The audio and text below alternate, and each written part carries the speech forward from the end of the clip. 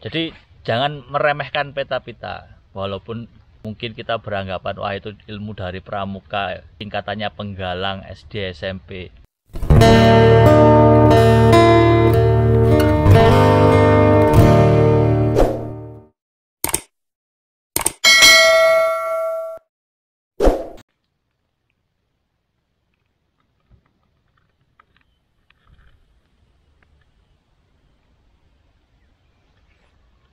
Salam, jumpa lagi dengan saya Ihwal Praja di channel kesayangan kita, Ihwal Praja. Baik, pada pagi hari ini cukup berkabut, rumputnya tinggi-tinggi, vegetasinya hanya ada cemara gunung.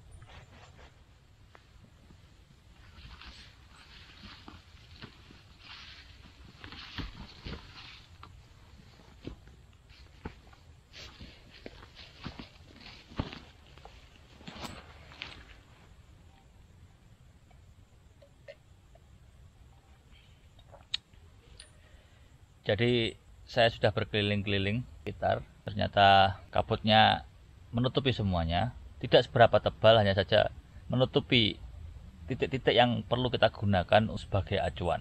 Saya tadi ingin reseksi tapi tidak bisa, dan sampai sekarang saya belum bisa menentukan posisi saya. Yang sering menjadi pertanyaan kepada saya adalah ketika kita berada pada posisi seperti ini, berkabut, kemudian mungkin kanopinya terlalu lebat, kemudian kita tidak bisa mengorientasikan diri kita padahal kita sudah berada di punggungan. Ada satu cara untuk mengamankan diri kita, yaitu menggunakan prinsip PAUL, P-A-U-L, Positive Azimuth Uniform Layout. Atau kalau dalam bahasa pramuka itu lebih simpel lagi adalah peta-pita. Jadi jangan meremehkan peta-pita, walaupun mungkin kita beranggapan wah itu ilmu dari pramuka, tingkatannya penggalang SD SMP. Tapi dari ilmu tersebut, dari ilmu peta-pita, kita bisa mengamankan diri kita pada kondisi-kondisi seperti ini. Dari proses PAUL tadi atau proses peta-pita, kita bisa memodifikasinya menjadi atau membuat sebuah peta lapangan di sekitar kita, sehingga kita kalau mengeksplor daerah sini kita tidak lagi takut tersesat. Yang kita butuhkan dari proses ini adalah catatan, kemudian alat tulis, kemudian kompas. Terserah menggunakan kompas apa aja boleh. Prinsip PAUL atau peta-pita adalah merekam perjalanan kita. Jadi seolah-olah kita ini menjadi GPS manual, berapa derajat kita berjalan, kemudian kita hitung langkahnya. Nah, dari langkah ini kita akan konversi, misal setiap 50 langkah, maka akan saya konversikan atau saya skalakan menjadi 1 mili. Jadi yang perlu kita lakukan adalah yang pertama, membuat catatan. Catatannya tidak usah terlalu detail, kalau dalam peta-pita kan sangat detail sekali, di kanan kiri ada apa, kemudian maju ke depan berapa derajat. Acuan kita adalah apa.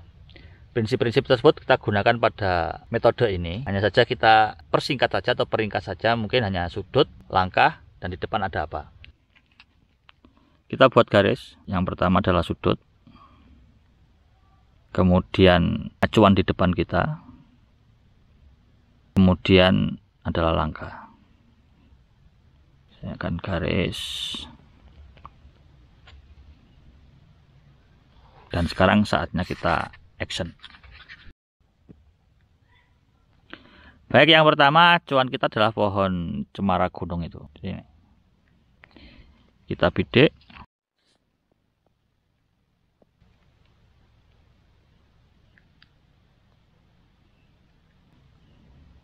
Ketemu sudut 32 derajat. Kita tulis di sini 32 derajat. Acuannya adalah cemara gunung, atau nanti akan saya singkat dengan CG gitu ya. Sekarang kita melangkah ke sana berapa langkah. Kita tiba di cemara gunung yang saya tuju sebagai pertama tadi, dengan catatan langkah saya adalah 55 langkah. Maka akan saya catat di sini 55 langkah. Dan sekarang kita cari acuan bidikan lainnya. Sebelah sana ada buah batu, kita bisa menuju ke sana. Kita bidik berapa derajat, kemudian kita hitung langkahnya. 270 derajat batu. Kita sekarang hitung langkahnya berapa. Oke, jadi ini batunya. Kelihatan ya batunya.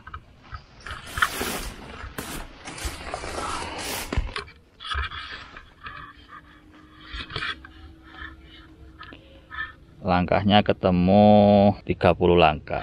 Kita tulis di sini 30 langkah. Oke, kita lanjut.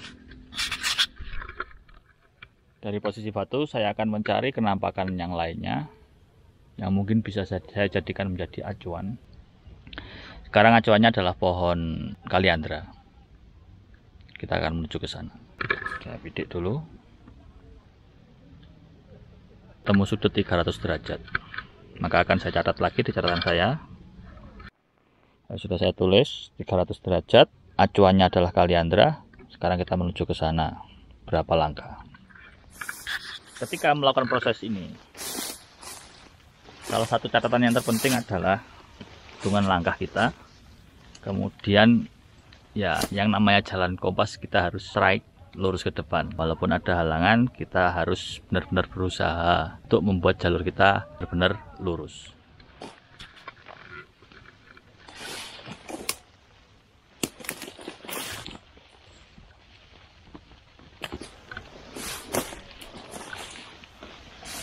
Oke, ini adalah pohon kaliandra kita.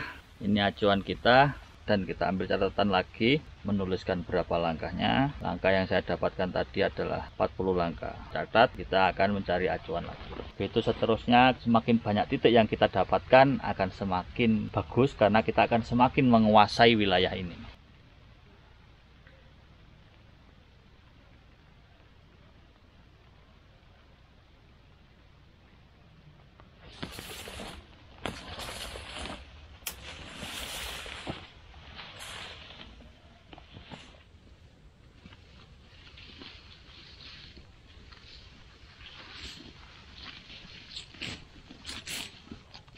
Oke, saya sudah mendapatkan beberapa catatan di sini, dan sekarang kita terjemahkan catatan ini di atas selembar kertas sehingga nanti akan menjadi sebuah peta lokasi di daerah atau wilayah ini. Baik, setelah kita dapatkan orek-orekan dari hasil proses PAUL, Positive Azimuth Uniform Layout, sekarang kita terjemahkan di atas sebuah kertas sehingga nantinya kita bisa memiliki peta kita sendiri di sekitar kita. Jadi nanti dalam kasus misal kita tersesat, kita memiliki kemampuan untuk menguasai medan di sekitar kita. Artinya ketika kita mengeksplor daerah tertentu di mana kita dalam kondisi darurat atau tersesat, maka proses seperti ini bisa kita jadikan acuan supaya kita tidak menjadi tambah tersesat lagi. Artinya kita bisa kembali ke titik kita semula. Oke, tanpa banyak dan basa-basi, kita langsung saja terjemahkan PAUL tersebut ke dalam sebuah kertas. Kita buka catatannya. Oke, selanjutnya kita buat arah utara. Seperti biasa, arah utara pada peta itu pasti selalu menghadap ke atas dari sebuah kertas ya. Tersebut adalah U. Kemudian saya akan membuat garis karvak. Garis karvak yang saya buat ini intervalnya adalah 2 cm.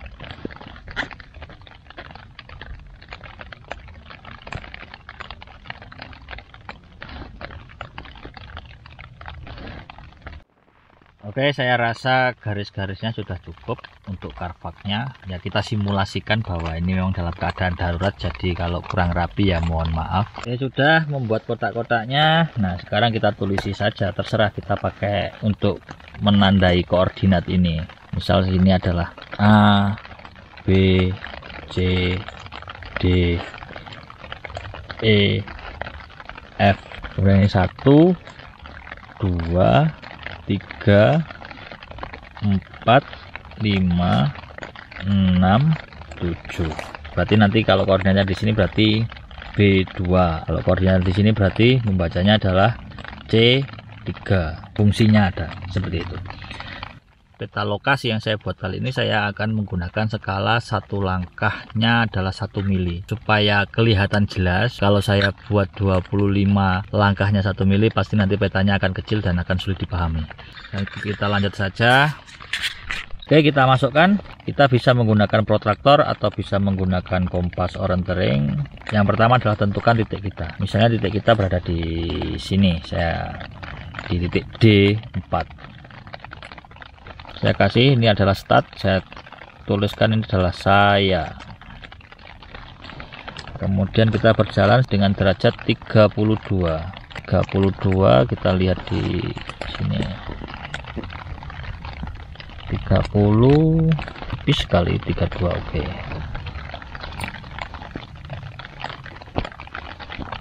Berarti arahnya ke sana. Sejauh 55 mili. Maka di sini ada titik yang namanya cemara gunung. Kemudian ada batu 270 derajat sejauh 30 langkah. Oke. Batu 270 derajat ke arah barat lagi. Oke. Sejauh 30 berarti 3 mili. Oke, kita kasih nama ini adalah batu BT. Lihat saja. Kemudian 300 derajat ada Kaliandra. 300 derajat Kaliandra.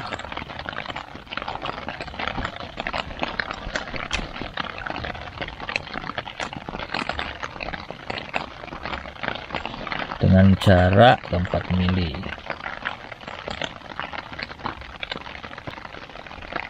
Jadi ini adalah Kaliandra, saya singkat KL.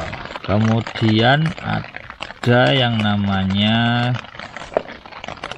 cemara roboh 190 derajat. Cemara roboh 190 derajat sejauh 50 langkah. 50 langkah berarti 5 mili.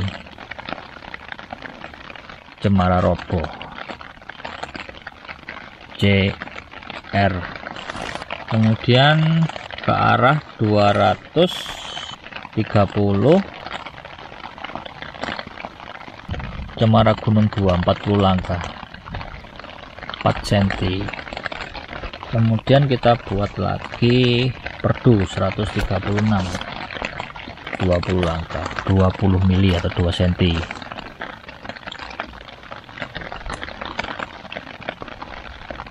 Perdu, saya singkat PD. Kayu kobong 90 derajat 100 langkah 10 mili.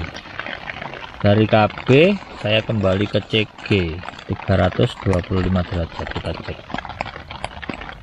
10 20 30 40 50 oke.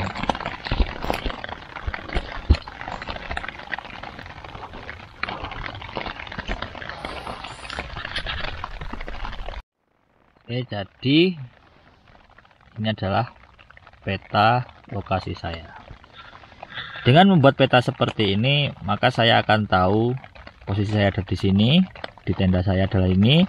Kemudian jika saya ingin bergerak menuju ke titik CR, cemara roboh, maka kita tinggal bisa menghitungnya berapa derajatnya.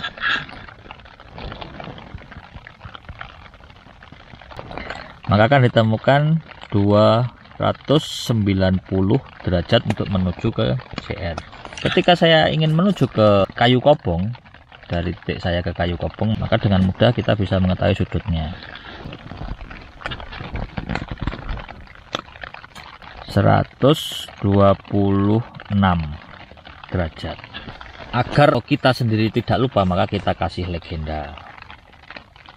CG Cemara Gunung, kemudian BT Batu,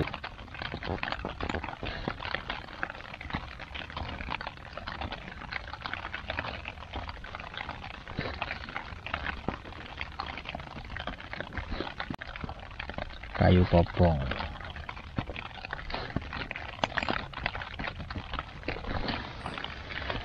Maka saya akan lengkapi dengan skala 1 cm banding 10 langkah.